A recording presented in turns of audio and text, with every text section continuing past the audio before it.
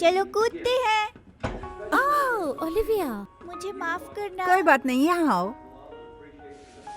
जानती हो हम इसे हर साल क्रिसमस पे क्यों लगाते हैं? नहीं। इसे हर साल क्रिसमस के समय यीशु के जन्म का जश्न मनाने के लिए स्थापित करते हैं। यही वास्तव में क्रिसमस के बारे में है। क्यों?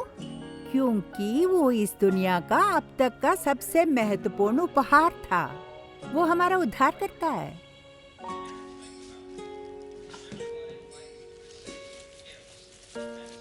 ओह ओलिविया, इस साल क्रिसमस के लिए सबसे अधिक क्या देख रही हो? गिफ्ट्स को छोड़कर हाँ हाँ, उसके अलावा 2 हफ्तों के लिए कोई स्कूल नहीं। हाँ, और मेरी फेमस ट्रिपल चोको कुकीज। तुमको लगता है कि मैं बना मुझे सकूंगी? उम्मीद है। ठीक है, ये ना भूले कि क्रिसमस वास्तव में क्या है। मुझे पता है दादी माँ, ये तो यीशु के बारे में है।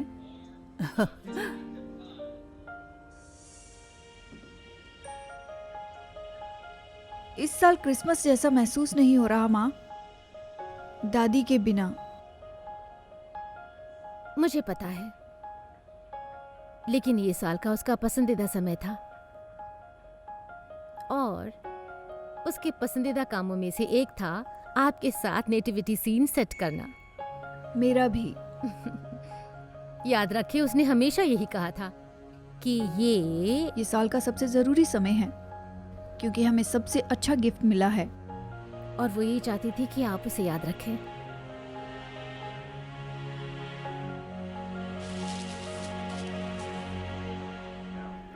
गिफ्ट्स। तो स्वर्गदूत के बारे में क्या? देखो, स्वर्गदूतों ने मजूसियों को यीशु के जन्म के बारे में बताया था। अब तक का सबसे अच्छा गिफ्ट वही है। लेकिन क्यों? यीशु उद्धारकर्ता और प्रभु है और उसी के कारण हम सब के पाप क्षमा हुए हैं। इसीलिए उसका जन्मदिन मनाते हैं। आप कहीं भी हो, क्रिसमस आपके उद्धार और अनंत जीवन के बारे में है।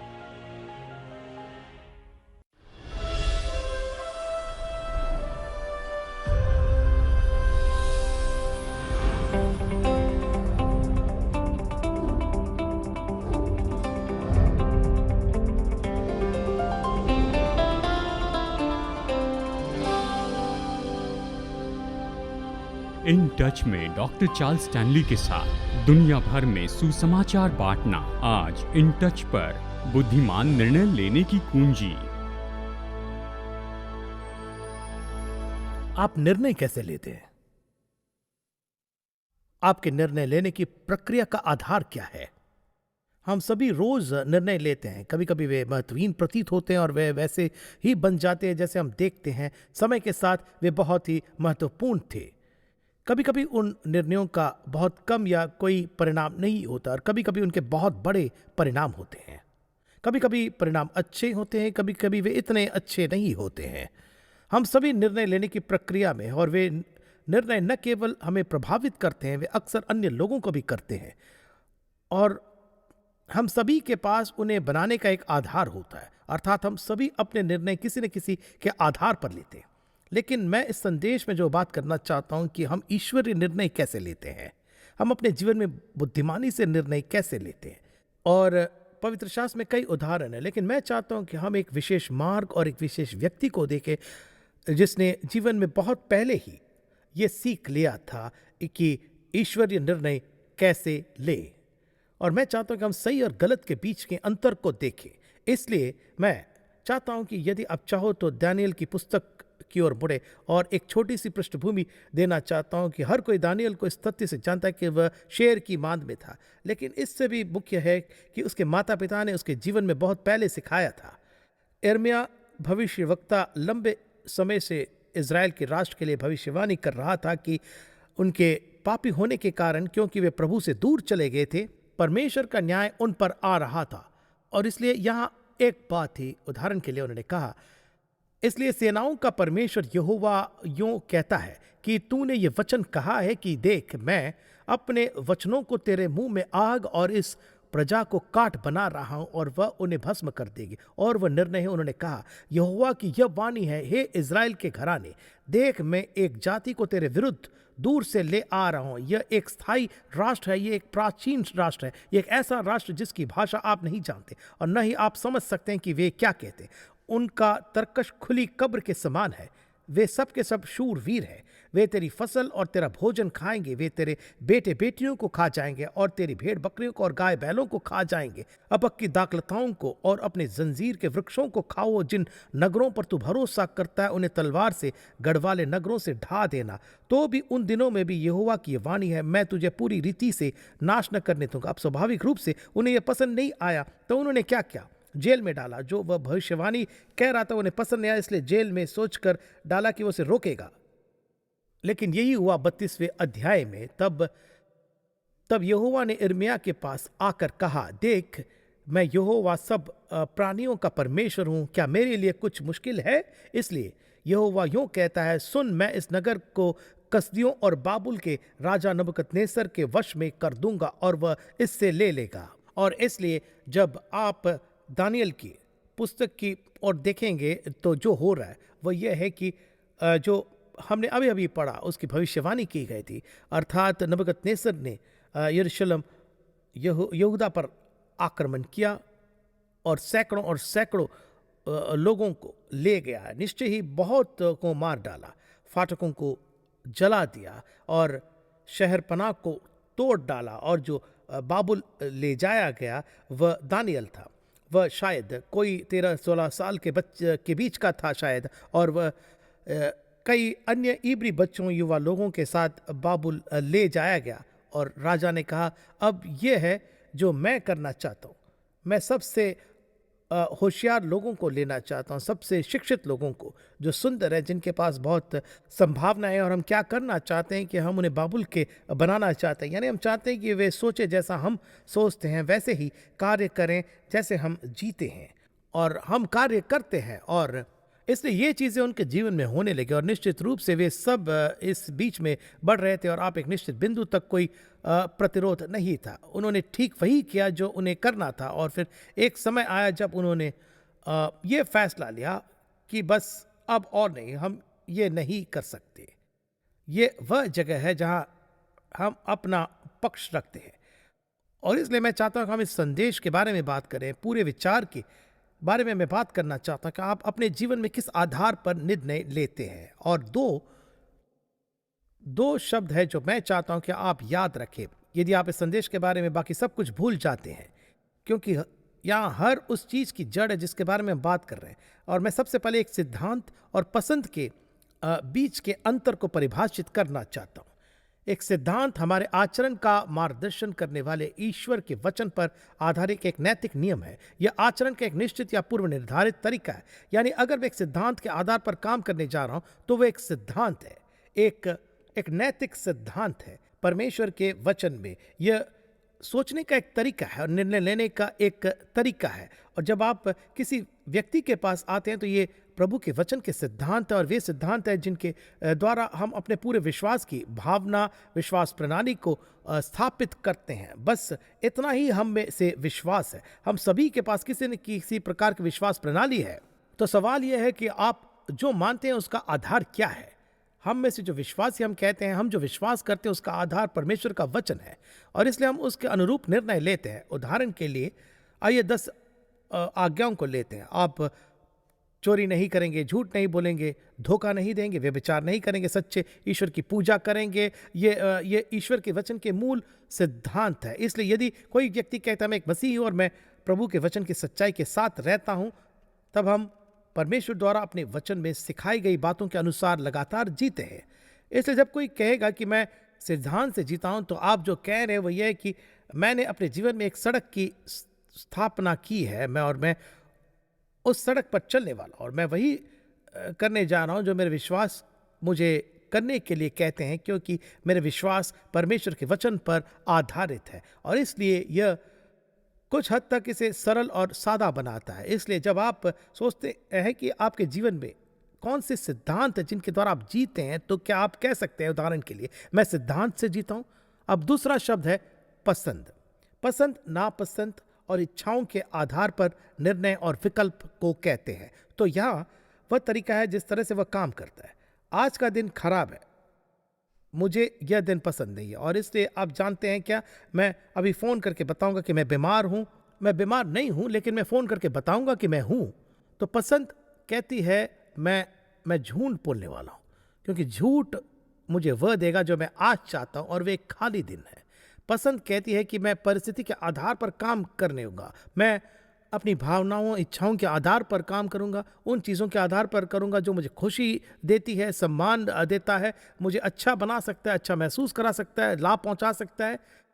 और इसलिए व्यक्ति उन दोनों में से किसी एक के आधार पर निर्णय लेता है, या तो मैं परमेश्वर के वचन के सिद्धांतों के अनुसार जीऊंगा या मैं बस हर जगह रहूंगा। और वह यह कि यह सिर्फ परिस्थिति पर निर्भर करता है, स्थिति क्या है पर निर्भर करता है। और लोग स्थिति नैतिकता के बारे में बात करते हैं, यानी मैं स्थिति के आधार पर निर्णय लूंगा और मैं इससे बाहर निकलने की क्या इच्छा रखता हूं। अब इसके साथ समस्या है कि क्योंकि यह जीने का एक बहुत ही खतरनाक तरीका है और यह अपने बच्चों को पालने का एक बहुत ही खतरनाक और विनाशकारी तरीका है, क्योंकि अगर वे माता पिता को पसंद के आधार पर काम करते हुए देखते हैं तो अगर वे इस तरह के विपरीत चीज़ों को देखते हैं तो यहाँ हो क्या रहा है और यहाँ कर क्या रहे हैं।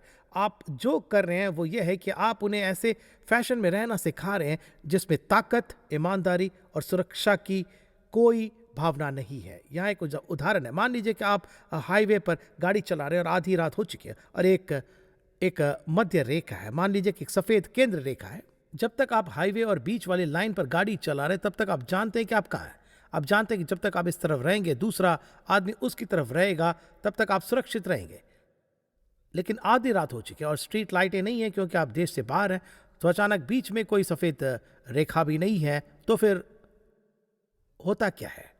आप नहीं जानते कि आप कहाँ हैं, क्योंकि आप इस तरफ थोड़ी देर और इस तरफ लड़खड़ा रहे हैं। ये रास्ता पूरा काला है और आप सभी जगह पर चला रहे हैं क्योंकि आपके पास मार्गदर्शन करने के लिए कोई केंद्र रेखा नहीं है। एक व्यक्ति जो पसंदों के आधार पर निर्णय लेता है वो उस व्यक्ति की तरह होता है जो राजमार्ग पर गाड़ी चला रहा है और कोई केंद्र रेखा नहीं है। क्योंकि देखिए, आपकी इच्छाएं बदल जाती है, परिस्थितियां बदल जाती है, आपके लिए जीवन बदल जाता है और परिणाम स्वरूप जैसे जैसे चीज़ें बदलती है, आप आज इस पसंद के आधार पर नहीं लेते हैं और कल उस पसंद के, और इसलिए आपके जीवन के लिए दिशा और मार्गदर्शन की कोई वास्तविक भावना बिल्कुल नहीं है। अब एक व्यक्ति को मसीह न होकर भी दृढ़ विश्वास हो सकता है, विश्वास हो सकता है कुछ चीज़ें सही है और आप और मैं कभी भी सहमत नहीं होंगे क्योंकि बाइबल बहुत स्पष्ट है। लेकिन एक यीशु के अनुयायी के पास बुनियादी दृढ़ विश्वास है और वे दृढ़ विश्वास के वे सिद्धांत बन जाते हैं जिनके द्वारा हम जीते हैं, और उनके बिना आप बस वही हो, बस और वहीं सीमित रह जाते हैं। इसलिए जब हम दानियल के पास आते तो यह बहुत स्पष्ट है कि दानियल के माता और पिता ने उसे जीवन में बहुत पहले ही इस सिद्धांत से जीना सिखाया था। क्योंकि देखिए क्या होता है, वे साथ आ रहे थे और निश्चित रूप से वे बदल गए, उन्होंने अपना नाम बदल दिया और वहाँ उन्हें बाबुल का साहित्य सीखना था जो एक ईश्वर विहीन राष्ट्र था, और उन्हें अपने विश्व दृष्टि और उनके देवताओं और उनकी पूजा और उनकी जीवन शैली आदि के बारे में सीखना था। फिर वह समय आया जब राजा ने उससे कहा कि अब यह है कि तुझे क्या करना चाहिए। मैं चाहता हूं कि आप उन्हें साहित्य पढ़ाएं, मैं चाहता हूं कि आप उन्हें हमारे विश्व दृष्टि के बारे में सिखाएं, चाहता हूं कि आप उन्हें ये सब चीज़ सिखाएं, और फिर क्योंकि मैं चाहता हूं कि वे सबसे अच्छे हों, अपना सर्वश्रेष्ठ प्रदर्शन करें और अपना सर्वश्रेष्ठ प्रदर्शन करें, मैं चाहता हूं कि आप उन्हें मेरी मेज़ से खिलाएं। राजा ने कहा यानी मेरी मेज़ सबसे अच्छा भोजन है, इसलिए मैं चाहता हूं कि वे सर्वश्रेष्ठ देखें, इसलिए मैं आपको कुछ समय दूंगा। फिर जब आप इन युवकों को मेरे पास लाएंगे तो मैं उनके सुंदर होने की उम्मीद कर रहा हूँ। मैं उम्मीद कर रहा हूँ कि वे हमारे जीवन के तरीके के लिए बहुत प्रतिबद्ध होंगे। मुझे उम्मीद है कि वे बबुलोन को लेकर उत्साहित होंगे। दूसरे शब्दों में आप इन आदमियों को बदलने जा रहे हैं। तब अश्पनज जो राजा का दास या दानियल शद्रक, मेशक और अबेदनगो के पास आता और कहता है कि अब भोजन यही है, आहार राजा की मेज के ठीक ऊपर है। तो ये बहुत अच्छा लग रहा है। दरअसल कहीं एक गुलाम की तरह होने के लिए, और आप राजा की मेज से खाएंगे और उसकी शराब पिएंगे, आपको इससे बेहतर कोई नहीं मिल सकता। तो पसंद ने कहा कि बिल्कुल, क्यों नहीं। दानियल ने कहा एशपेनाज, यहीं पर हम रुकेंगे। हमने आपका साहित्य सीखा, ये सब किया, लेकिन हम ये सब नहीं करेंगे। क्यों नहीं? क्योंकि यह मूसा के कानून के खिलाफ है और हमारे पास ऐसे सिद्धांत हैं जिनके द्वारा हम जीते हैं, जिनका हम उल्लंघन नहीं कर सकते और न ही करेंगे। परिणाम कुछ भी हो, हम ऐसा नहीं करेंगे। और आपको ये बात याद है, जो लोग दानियल के बारे में सबसे अधिक जानते हैं, क्या उसने इतना अच्छा किया था कि राजा ने उसे एक ऐसा पद दिया था जिससे दूसरे लोग ईर्ष्या करने लगे। और इसलिए उनके पास ये कानून था कि उन्होंने ये सूत्र तैयार किया था कि हर किसी को राजा के सामने झुकना होगा, और तब आप किसी अन्य ईश्वर की पूजा नहीं कर सकते, कि प्रार्थना नहीं कर सकते। और इसलिए दानियल क्या करता है, वो वही करता जो हमेशा करता था, यानी उसके पास एक सिद्धांत था जिसके द्वारा वह संचालित होता था, और वह रोजाना एक निश्चित संख्या में ईश्वर से प्रार्थना करता। इसलिए उन्होंने उसे गिरफ्तार किया, शेर की मांद में से फेंक दिया। वह कह सकता था, अच्छा देखो, तुम्हें पता है कि मैं खुद से प्रार्थना कर सकता हूं, मैं गुप्त रूप से प्रार्थना कर सकता हूं, मुझे किसी को ये बताने की जरूरत नहीं कि मैं प्रार्थना कर रहा हूं, अपने साथ कर सकता हूं, किसी को भी पता भी नहीं चलेगा। और लेकिन देखिए, ये पसंद है। उन्होंने कहा, मैं प्रतिदिन एक सिद्धांत के द्वारा जीता हूं, सर्वशक्तिमान परमेश्वर की प्रार्थना के सामने अपने घुटनों पर हूं, और मैं इसे गुप्त नहीं रख रहा हूं। और इसलिए यह दिलचस्प है कि उन्होंने उसका नाम बदल दिया। लेकिन जब राजा उस सुबह उसकी तलाश में आकर कहा कि हे दानियल, क्या तुम्हारा प्रभु तुम्हें छुड़ा सकता है, उसने उसे बेलशस्सर नहीं कहा, उसने उसे अपना इब्रानी नाम कहा। अब देखिए, यह दानियल अपने विश्वास पर अड़ा रहा। उसने कहा, मैं, तुम जानते हो, जो भी कीमत हो, मैं किसी मूर्ति को चढ़ाए गए मांस और दाख मदिरा नहीं पी रहा हूं। देखिए क्या हुआ, न केवल प्रभु ने उसे बख्शा, परंतु दानियल 4 राजाओं के अधीन में लगभग 70 वर्ष जीवित रहा। उन राजाओं का नाम था नबूकदनेस्सर, उनके पुत्र बेलशस्सर और दरायस और राजा साइरस। उन 4 राजाओं के जीवन पर उनका जबरदस्त प्रभाव था। अब एक और शब्द जो मैं यहां रखना चाहता हूं, वह है दृढ़ विश्वास। मैं चाहता हूं कि आप ध्यान दें कि वह हम सभी के पास दृढ़ विश्वास होना चाहिए। लेकिन इसे देखिए, यह एक सिद्धांत है जिसके लिए मैं प्रतिबद्ध हूं और इसका पालन करने का इरादा है। हम सभी के पास दृढ़ विश्वास है। ऐसा लगता है कि कुछ लोगों के पास ऐसे विश्वास है जो बाइबल नहीं है, लेकिन क्योंकि हम यीशु मसीह के अनुयायी हैं, तो बाइबल के सिद्धांत हमारे सभी विश्वासों का आधार होना चाहिए। ये ऐसी चीजें हैं जो हमारी सोच का मार्गदर्शन करती है। इसलिए आइए अब इनमें से कुछ क्षेत्रों के बारे में सोचें जिनमें आपको अचल, अपरिवर्तनीय दृढ़ विश्वास होना चाहिए। उदाहरण के लिए, आइए हम यीशु को लेते हैं। क्या आपके पास इस तथ्य के बारे में एक अपरिवर्तनीय विश्वास है कि यीशु मसीह परमेश्वर का पुत्र है और दुनिया का एकमात्र उद्धारकर्ता है? आपके इसके बारे में दृढ़ विश्वास है? उदाहरण के लिए, चलो पैसे लेते हैं। क्या आपके पास पैसे के बारे में सिद्धांत है? यानी कि पैसा ईश्वर नहीं होता है। पैसा पूरा करने और हासिल करने या देने या मदद करने या जो कुछ भी हो सकता है, पैसे के बारे में कई अच्छी चीज़ों का एक साधन है। लेकिन क्या मुझे पैसे के बारे में इस हद तक पसंद है कि अगर यह मुझे यहाँ पर थोड़ा सा धोखा दे रहा है तो ये सब ठीक हो जाएगा? उदाहरण के लिए, मान लीजिए कि आप किराने की दुकान पर जाते हैं, महिला आपको 20 रुपये अधिक देती है जो आपको मिलना चाहिए था, और आप ये कहते हुए उस पैसे को लेकर देते हैं कि 20 रुपया प्रभु की स्तुति हो, 20 रुपये। और आपका 9 वर्षीय बेटा कहता है, मैं पिछले हफ्ते संडे स्कूल में था और उन्होंने कहा तुम चोरी नहीं करना। ये काम कैसे कर सकते हो?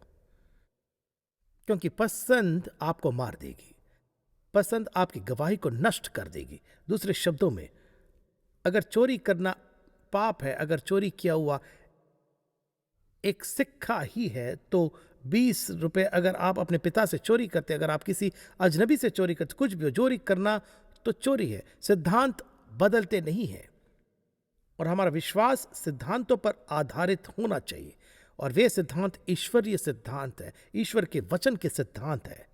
आप ईश्वर के सिद्धांतों का उल्लंघन नहीं कर सकते और इसके साथ आगे बढ़ सकते हैं। आप जानेंगे, लोग कह सकते हैं मुझे नहीं पता कि मैं ऐसा कैसे करूंगा। चारों ओर देखिए, हमें सिद्धांत से जीने वाले व्यक्ति बनना है। कुछ चीजें हैं जो हम अपने जीवन में बर्दाश्त नहीं कर सकते।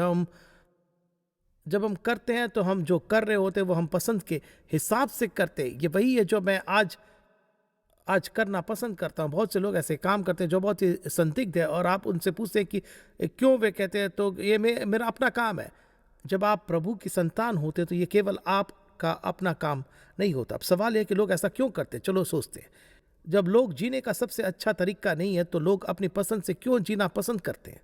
प्राथमिक कारणों में से ये है कि वे अन्य लोगों द्वारा अस्वीकृति से डरते हैं। अगर मैं वह नहीं करता जो वे मुझसे करवाना चाहते थे, मैं वहाँ नहीं जाता, मुझे जाना चाहते, तो वे मुझे अस्वीकार करते। यदि ऐसा नहीं है जहाँ परमेश्वर आपको चाहता है और आपको इसलिए दोषी ठहराया जाता है, तो इससे कोई फर्क नहीं पड़ता कि वे क्या सोचते हैं, लेकिन यही कारण है कि लोग उसके अनुसार जीना चुनते हैं। सिद्धांत कहते हैं मेरे पास एक दिशा निर्देशक है जो मेरी सुरक्षा के लिए, और एक बार जब मैं दिशा निर्देश से परे जाता तो मैं उस व्यक्ति की तरह हूं जो बिना केंद्र रेखा के राजमार्ग में घूम रहा हूं। काली रात, काली सड़कें और सुनी इस राजमार्ग पर कोई रोशनी नहीं है और सभी जगह, और इसी तरह से ज्यादातर लोग जी रहे हैं। वे पसंद के आधार पर जी रहे हैं और उनमें नैतिक विश्वास की बहुत कमी है। वे कभी नहीं कहने के लिए कभी नहीं रुके अब मैं वास्तव में क्या विश्वास करता हूँ। ये क्या है मैं वास्तव में जीवन के बारे में विश्वास करता हूँ, और इस बारे में कि मैं लोगों के साथ कैसा व्यवहार करता हूँ, मेरे साथ कैसा व्यवहार करते हैं, मैं क्या करता हूँ, कैसे देता हूँ, मुझे जलन होती है, क्या मैं उधार हूँ, दिशा निर्देश क्या है, गाइडलाइंस क्या है। परमेश्वर के वचन में दोनों पुराने नियम नया नियम सिखाता है कि कैसे जीना है। हमेशा सिद्धांत के अनुसार होता है, पसंद के द्वारा बिल्कुल नहीं। और जब लोग पसंद से जीना लगते हैं तो मुश्किल में पड़ जाते हैं। संपूर्ण जीवन एक निर्णय लेने की प्रक्रिया है, और जब हम ये तय करते हैं कि मैं इसी तरह जीऊंगा, तो मैं ये ऐसे सिद्धांत है जिनका मैं पालन करूंगा चाहे कुछ भी हो जाए। और कभी कभी जैसा कि हमने कहा कि ये महंगा है, लेकिन ईश्वर हमेशा आज्ञाकारिता का सम्मान करते हैं, और आपको ये तय करना होगा कि क्या मैं प्रभु का आज्ञाकारी रहूंगा और सभी परिणामों को उन पर छोड़ दूंगा या नहीं। परमेश्वर नहीं चाहता कि हम अंदर से उस उथल पुथल के साथ रहें। मैं कैसे जा रहा हूं, मान लीजिए ऐसा होता है, और मान लीजिए कि मुझे ये प्रस्ताव मिलता है, और मान लीजिए कि वह कहता है, और मान लीजिए कि वो ऐसा कहती है। सुनो, जब आप सिद्धांत के अनुसार नहीं जी रहे हैं तो पता है आप कैसी प्रतिक्रिया देते हैं। आप पाप को नहीं कहते हैं, चीज़ों को नहीं, वह पाप भी नहीं हो सकता, लेकिन जो चीज़ें आप जानते हैं वे आपको वहाँ नहीं ले जाएगी जहाँ परमेश्वर चाहते हैं कि आप जाए, और चीज़ें जो अंततः पाप बन सकती है, आप कहते हैं कि ये कहाँ होगा आपका नेतृत्व। सिद्धांत हमारी सुरक्षा के लिए, ये याद रखिए, सिद्धांत हमारी सुरक्षा के लिए। वे हमें मस्ती करने से नहीं रोकते हैं, वे हमारी सुरक्षा के लिए। अब यदि आप सिद्धांत से जीने वाले हैं तो कुछ आवश्यकताएं हैं, इसलिए बस एक पल के लिए उन्हें देखें। मैं उनमें से कुछ का उल्लेख करूंगा। सबसे पहले आपको फैसला करना होगा, मैं ऐसे कारण के लिए जीऊंगा कि आप खुद से बड़े हों, और यानी मैं परमेश्वर के राज्य के लिए, यीशु मसीह के लिए जीऊंगा और गवाही दूंगा मेरे जीवन में वो कौन है। मैं उस चीज़ के लिए जीऊंगा जो मुझसे अधिक महत्वपूर्ण और महान है, और वह है परमेश्वर का राज्य। वह नंबर 1 है। यह आपको तय करना है, क्या मैं अपने लिए जीने वाला हूँ, इनमें से कोई भी अन्य चीज़ें। दूसरी बात मुझे बहुत स्पष्ट करना है, इसे ध्यान से सुनिए। मुझे अपने मन में बहुत स्पष्ट होना है कि मैं क्या मानता हूँ। देखिए, कुछ चीज़ें ऐसी हैं जिन पर गैर परक्राम्य है, और यदि आप अविवाहित है और कोई आपके साथ बिस्तर पर जाना चाहता है तो इस पर कोई समझौता नहीं किया जा सकता। नहीं। किस बारे में अपरक्राम्य? इसका मतलब है कि यह बातचीत खत्म हो गई, निर्णय हो गया, हम अगले विषय पर आगे बढ़ सकते हैं। अपरक्राम्य, एक बार जब आपको किसी ऐसी चीज का प्रस्ताव मिलता है जो अधर्मी है, तो इसे देखिए और आप उस पर विचार करने के लिए उसकी ओर मुड़ना शुरू करते हैं तो आप मुश्किल में हैं। अगर आपके जीवन में कोई सिद्धांत है, सिद्धांत हिलते नहीं है, वे नहीं बदलते। मुझे लगता है आपको संघर्ष की उम्मीद करनी होगी। यानी अगर आप सिद्धांत से जी रहे हैं तो आप संघर्ष की उम्मीद कर सकते हैं, क्योंकि ऐसे लोग होंगे जिन्हें यह पसंद नहीं और नहीं चाहते कि आप एक हिस्सा बने उनके जीवन का, क्योंकि वे आपके जीने के तरीके को पसंद नहीं करते। आप संघर्ष की उम्मीद कर सकते हैं। एक और बात है, आपको अपना निर्णय करना है, इसे देखना है, अपना निर्णय लेना और जाइए। मैं सभी परिणामों को परमेश्वर पर छोड़ रहा हूं। अगर वह मुझे भुगतने देता तो ऐसा ही हो, अगर वह मुझे सबसे असामान्य तरीकों से आशीर्वाद देता तो ऐसा हो। मैं इन सिद्धांतों के अनुसार जीऊंगा, अपनी आज्ञाकारिता के परिणामों को छोड़ दूंगा, मैं सब परमेश्वर पर छोड़ दूंगा। लेकिन आपको अपने जीवन में किसी नतीजे पर पहुंचना है और निर्णय भी लेना है। और आखिरी बात है, यदि आप सिद्धांत से जिएंगे तो आपको ईश्वर के राजत्व में विश्वास करना होगा कि वह हर चीज के पूर्ण नियंत्रण में है। इसका मतलब कि जब आप सिद्धांत के अनुसार जीते हैं तो आप उसकी आज्ञाकारिता में जी रहे हैं। और इसलिए आप मानते हैं कि वह काफ़ी महान है, काफ़ी शक्तिशाली है, काफ़ी प्यार करता है और आप में काफ़ी दिलचस्पी रखता है और जीवन की हर परिस्थिति में आपके साथ है। जो आप नहीं करते, परिणामों के बारे में चिंता करने की जरूरत नहीं, यही वह है। तो मैं बस पूछना चाहता हूं कि इनमें से कौन सा आपको सबसे अच्छा लगता है। वे आपको हठधर्मी कह सकते हैं, कट्टरवादी कह सकते हैं, वे आपको कुछ भी बुला सकते हैं, वे आपको बुलाना चाहते हैं, लेकिन कौन सा आपको सबसे अच्छा लगेगा? या आप एक ऐसे व्यक्ति हैं जो जानते हैं कि आप क्या मानते हैं, आपने उन विश्वासों के लिए प्रतिबद्ध है क्योंकि वे परमेश्वर के नैतिक नियम है और आप समय की सीमा बिल्कुल नहीं बदलते हैं। क्या इसका मतलब है कि आप परिपूर्ण नहीं? इसका मतलब है कि आप कभी पाप नहीं करेंगे? नहीं, लेकिन आपके जीवन में निर्णय लेने की प्रक्रिया में आप ऐसे ही जीते जिसका अर्थ है, ऐसे देखिए, आप केवल उन सड़कों पर यात्रा करते हैं जिनके ठीक बीच में एक सफेद रेखा होती है। अब यदि आप इस संदेश के बारे में बाकी सब कुछ भूल जाते, मैं चाहता हूं कि आपको याद रहे सिर्फ 2 शब्द। वो क्या है? और दूसरी बात जो मैं आपको याद दिलाना चाहता हूं वो यह है कि आप एक अंधेरी सड़क पर 75 मील प्रति घंटे की रफ्तार से गाड़ी चलाते हुए कैसा महसूस करेंगे? कोई सफेद रेखा नहीं, दोनों तरफ खाई है। क्या आप इस बात से सहमत नहीं होंगे कि वह खतरनाक है? जब आप अपने सिद्धांतों को अलग रखते हैं तो यही वह रास्ता है जिसका आप अनुसरण करना चुनते हैं। यदि आज के प्रोग्राम के द्वारा आपने आशीष पाई है तो कृपया लॉग कीजिए intouch.org पर। इन टच पूरे संसार में लोगों को परमेश्वर के साथ में बढ़ने वाले संबंध में बनाता है और लोकल चर्च को बल देता है। ये प्रोग्राम इन टच सेवकाई के द्वारा प्रस्तुत किया गया है। ये परमेश्वर के अनुग्रह से और आपकी प्रार्थना और भेंटों के द्वारा ही संभव हो सका है।